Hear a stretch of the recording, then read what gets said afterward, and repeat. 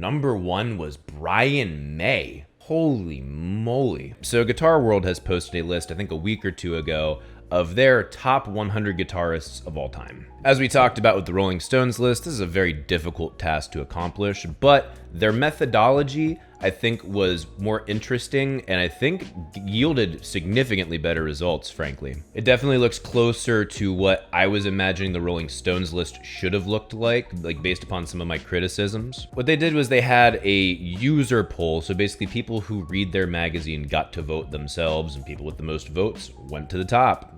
That seems like a good system to me. They broke each of these up into different categories, which some of the categories I'm like, are you just trying to find a reason to get these guys on a list? Or I don't get it. I'm not sure. Either way, they would have all the user selected ones at the top, and then they would have the magazine selected ones at the bottom, being like, these are ones that we picked that we think shouldn't be forgotten or neglected. So let's jump right into it. 100 greatest guitarists of all time, featuring the trailblazers, the early innovators, the best jazz, rock, indie, blues, metal, and acoustic players, and the best guitarists around today. The best rock guitarists of all time, number 1 was Brian May. Holy moly. You want to talk about controversial right there. Virtually every single list has Jimi Hendrix as number 1. Regardless of what freaking list it is, it's always Hendrix number 1. It's almost just like, I don't need to read down to the bottom of it. I find it interesting that they list the person who won the most votes at the top, where normally they have it backwards. It's almost like it doesn't waste your time. That's great. Jimi Hendrix at number 2. Okay, obviously, we've talked about Jimi Hendrix in the last video that I did for the Rolling Stones list. His influence is insane. He innovated, blah, blah, blah. Jimmy Page at number 3. Having thought about it more, this makes more sense to me, kind of because he was the guy who kind of established what a riff is, at least the modern interpretation of a rock riff. So much riff writing today does have its roots with Jimmy Page, who, I mean, you could say those roots came from many other blues players, but I'm not going to dive into that right now. And his lead playing was very influential. Even nowadays, a lot of people glom on to Jimmy Page. Number 4, Eddie Van Halen. The amount of innovation and influence that Eddie Van Halen had, not only in the rock world, but in the shred world, in the metal world. He innovated so much. It's absolutely insane. Like, you wouldn't have modern metal without Eddie Van Halen. I would even argue you could probably put Eddie Van Halen above Jimmy Page. I'm sorry to interrupt, and I'm sorry you have to see how shitty my hair looks right now, but the hat I am wearing is from Hosa. And this beautiful face right here, his name is Dylan. Dylan is mine and a whole bunch of other people's Hosa rep, and does a lot of good work for us without getting a whole lot of credit for it. Dylan has hooked me up with a butt ton of cables, and I'm super thankful for him. One of Dylan's things is that he doesn't love being on camera, but that's also what his job is. He's been running Hosa's social media on YouTube, Instagram, Facebook, and Twitter, and I think considering he has the most difficult task of trying to make the most quote-unquote boring stuff about music as interesting as possible, I think he's doing a pretty darn good job. I want to give a huge shout out to Hosa. Thank you so much for taking good care of me. And go drop him some follows. I'm going to put their links down below in the description. Go ahead and drop him some follows, man. And get the Hosa Edge series. All of my cables, with the exception of I think 1 or 2,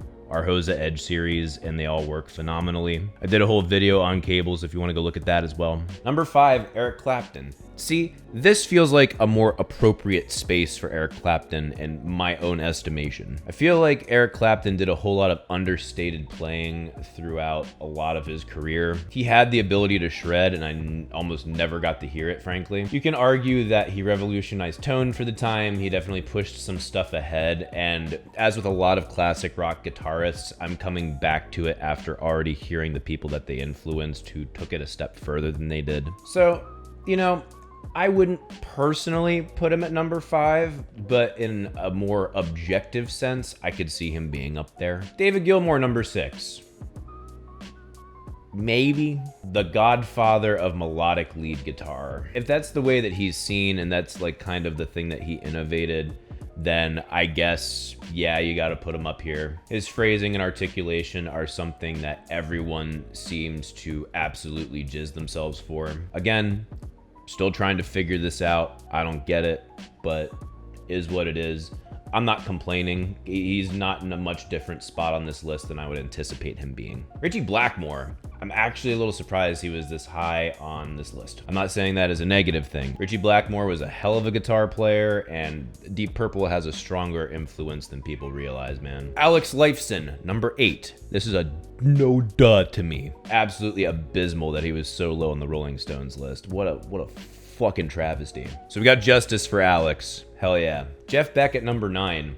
Considering how everyone else has ranked Jeff Beck on other lists, I'm actually shocked that he's this low. And maybe it's because the people who read Guitar World aren't as familiar with Jeff Beck. The people that Jeff Beck has influenced are, I would say, substantially more famous than he became, even with how prolific his career was. But the level of innovation, multiple phases of innovation too, that he did was pretty freaking astounding. I wouldn't be upset if he was a little bit higher on the list, frankly. Number 10, Slash. At first I was like, how is Slash number 10? But then I remembered this is just for rock and roll. So if we had to squeeze all of these different categories together, Slash would probably be lower on the list. But just for rock and roll, I'm like, okay, I can see that. I wouldn't say he was a huge innovator by any means, but he had fabulous tone. He had excellent phrasing and very good articulation. So all these things together made him super influential, not to mention his image, is very iconic. He writes some pretty damn cool riffs too. Angus and Malcolm Young at number 13 on the rock list. Also very surprising. You could make an argument that AC/DC is the sound of hard rock or is the sound of modern rock and roll. It's hard to say that they're not influential because they absolutely are. Maybe it was just the basicness and lack of innovation or variety of songwriting that got them lower on this list. But especially to people that are actually avid guitar players, I think it's pretty clear that while they wrote some really cool and fun stuff, they weren't doing anything like mind-blowingly magical. As multiple people have told me, they were the world's most successful bar band, and I think that that's the best way of looking at it. Dwayne Allman, of course, I'm a little shocked he's not higher. Joe Walsh, considering this is the rock list and this is number 16, and with all these lists combined, he would be lower. Yes. Are the Eagles super popular? Of course they are. Are the Eagles overrated? Of course they are. Is Joe Walsh a good guitar player? Of course he is. Is Joe Walsh at the appropriate place on this list? Of course he is. Keith Richards at number 18. Again, shocked he's not higher. I guess I'm used to Rolling Stone just being a bunch of fucking idiots not knowing what music is. I'm happy with his placement on this list. I think he belongs there for sure because he's in the fucking Rolling Stones. Frank Zappa at number 19. I'm okay with this. I feel like Frank Zappa is better than a lot of other guitar players on this list and definitely more innovative in a number of different ways. You also have to consider the influence as well. I'm happy he's on the list. I'm happy he wasn't neglected even by the fans. But yeah, totally I can see Frank being on this list. I think that that's a good placement for him. George Harrison at number 20. I am shocked he is this low. For the amount of people who have to fucking groan and whine and get pissed off when I say I don't think George Harrison was that good, and you're just like, oh my God, how fucking could you? How dare you have an opinion that doesn't match my own? I am so shocked to see him so low on this list. Frankly, I think it's accurate. Did George Harrison do some very important guitar solos and some really important songwriting on the guitar? 1000% yes. But as a guitar talent,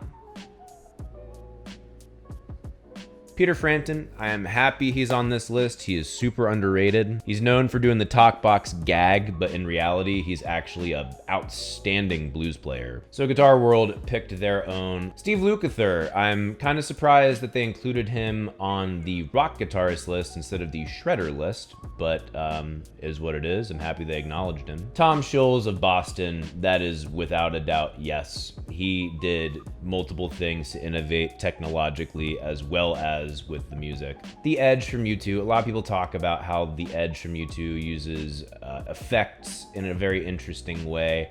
I've never really been blown away by his guitar playing myself personally, but if you're an effects head like that and they call it a new way to orchestrate guitar, can't argue with it, I guess. Nothing that the Edge does sounds bad to me. Best blues players of all time, number 1, Stevie Ray Vaughan, shocked the hell out of me. Number 2 is B.B. King.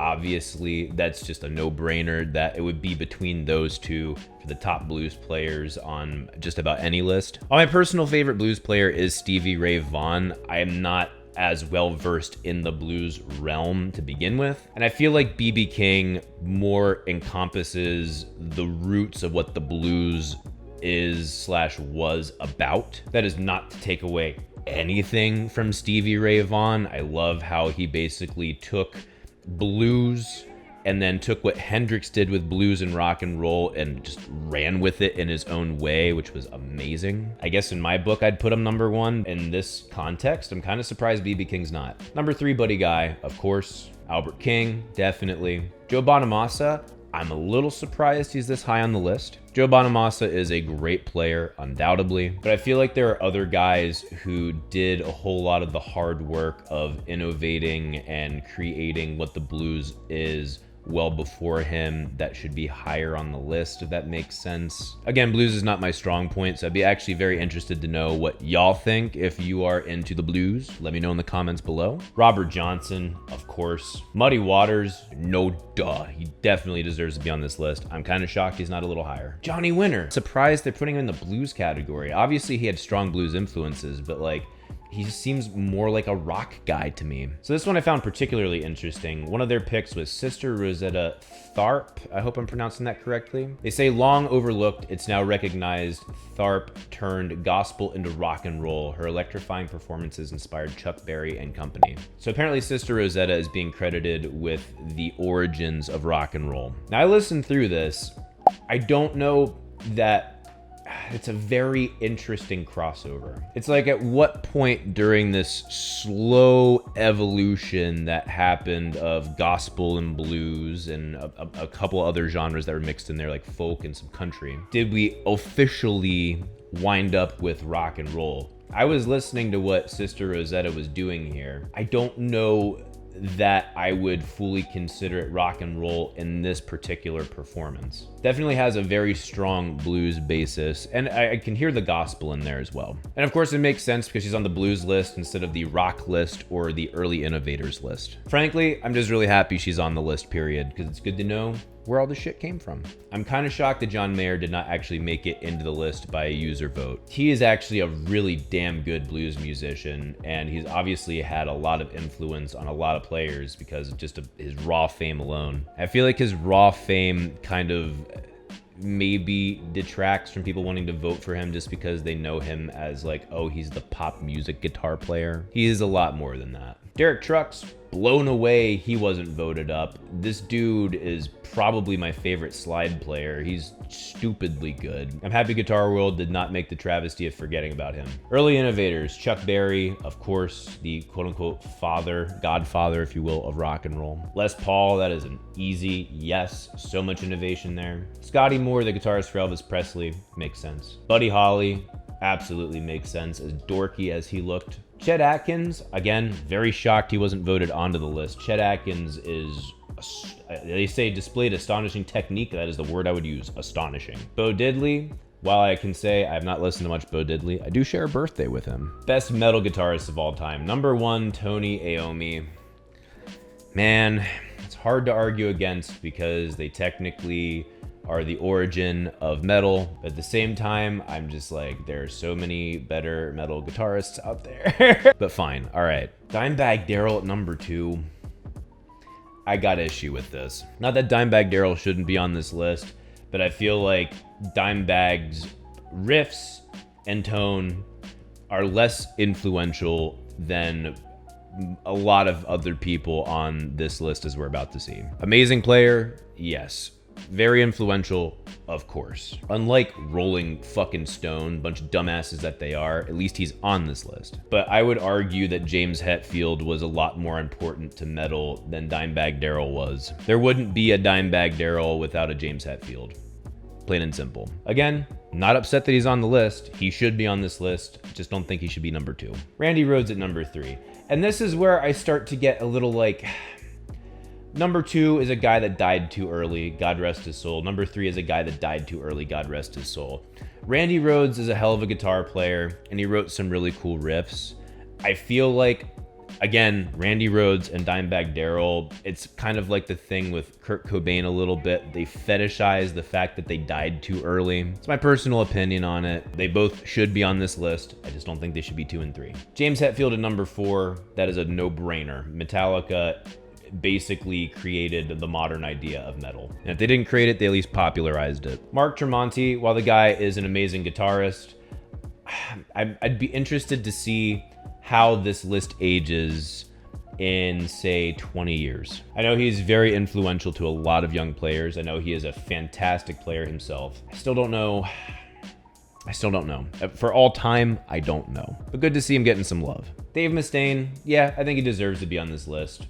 Probably number 6, I would say. I would personally say, even though I don't like Megadeth as much as Metallica, I think Mustaine is objectively a better guitar player and obviously highly influential. If you look at my comment section anytime I talk shit about Mustaine. Adrian Smith from Iron Maiden, absolutely. Frankly, I would put Adrian Smith over top of Zakk Wylde, especially if we're talking about this from the perspective of metalheads. Iron Maiden are, I guess you could say, the world's most popular underground band. It's like they're still technically underground, but they sell out stadiums like bigger than a number of fucking pop acts, honestly. The level of influence that Iron Maiden has in metal, the amount of love that people have for Iron Maiden in the metal scene is so understated, I feel like. Sinister Gates. Okay, this is another one of those things where I'm like, I acknowledge he's really awesome.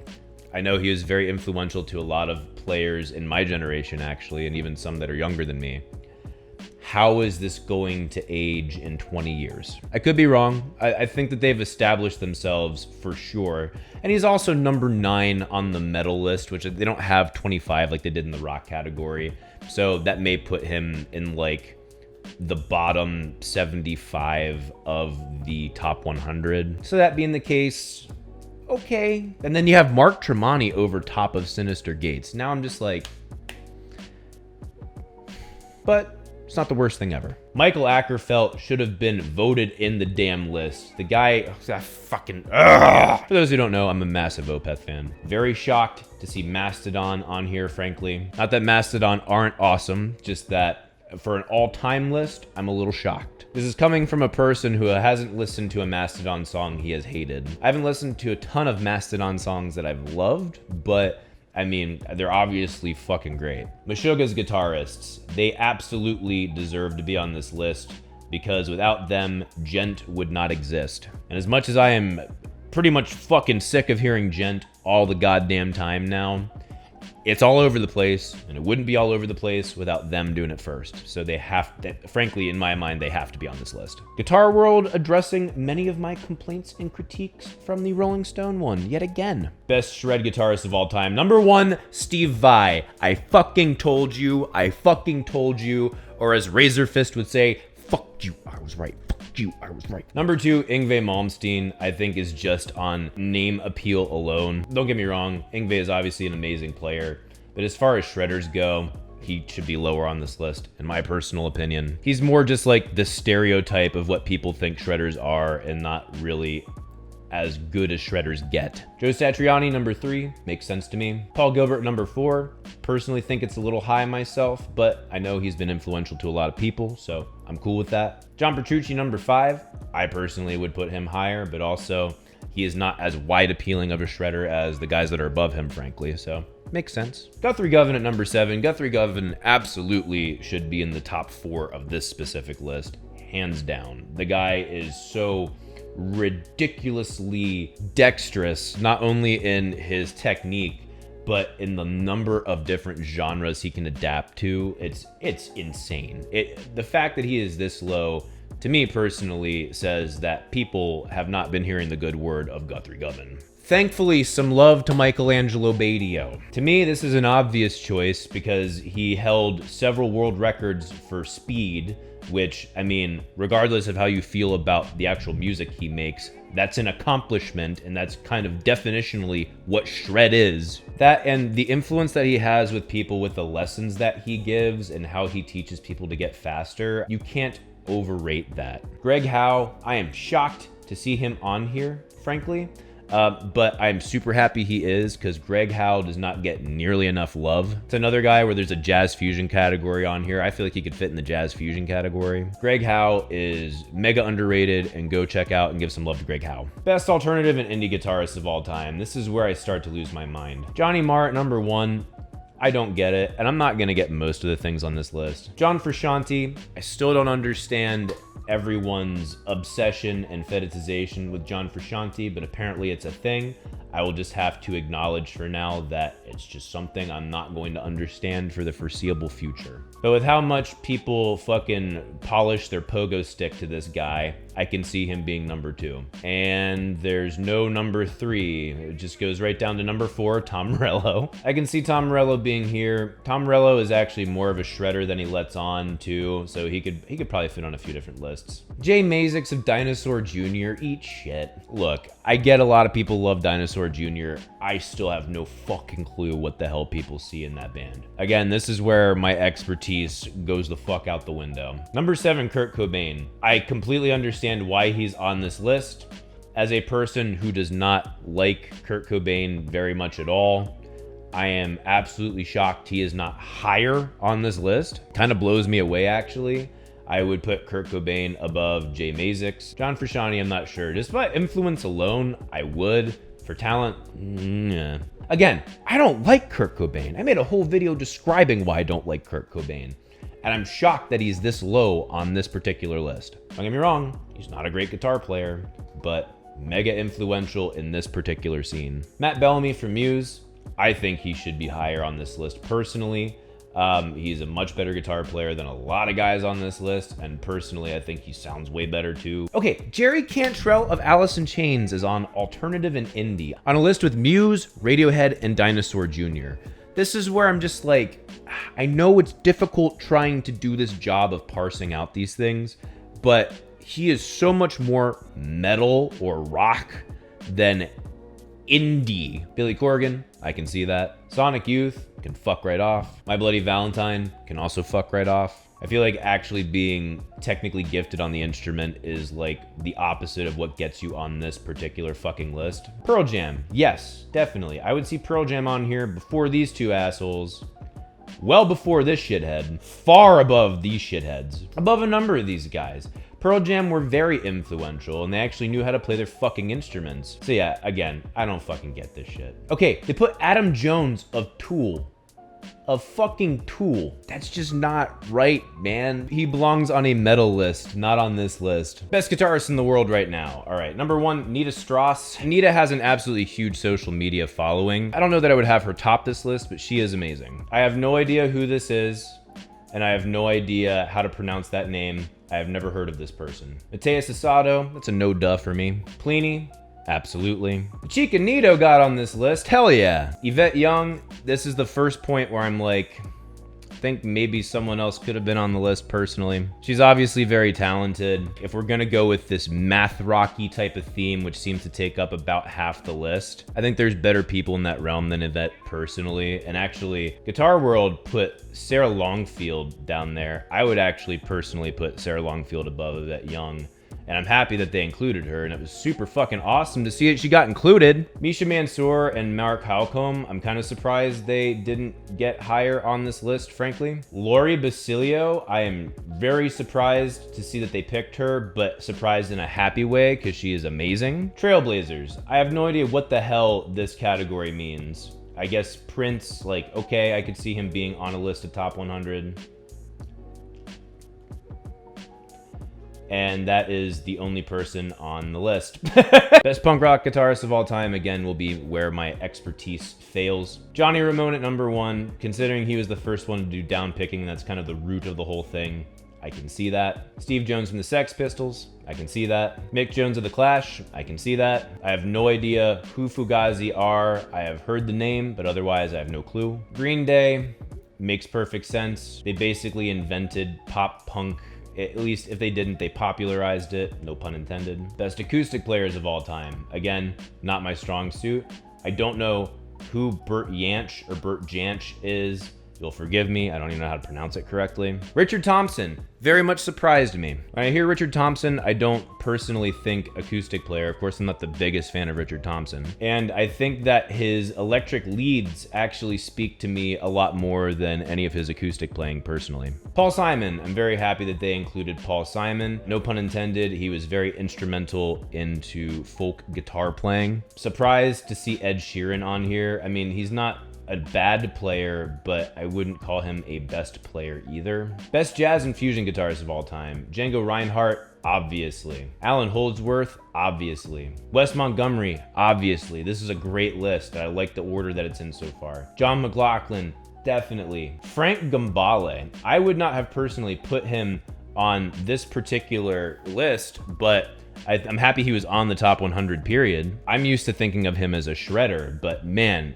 Frank Gambale's influence over people and the influence that he had on shred, again, cannot be overstated. You want to talk about a guy that did not get enough love. All right, so my final thoughts on Guitar World's top 100 guitarist list. Frankly, I think it's a vast improvement over Rolling Stones. I think their methodology was substantially better. And while I definitely didn't think it was a perfect list, I think that this was a pretty darn good list. But yeah, thank God somebody actually made a good list. And can we all just boycott the Rolling Stones lists from now on? They're such shit. Anyway, those are my thoughts. How did you feel about the top 100 guitarists? Let me know in those comments down below. All right, you guys can follow me on my social medias if you want. They're down below. Support me on Subscribestar. That's amazing. Helps me out a lot. And I'll catch you in the next video. Rock on.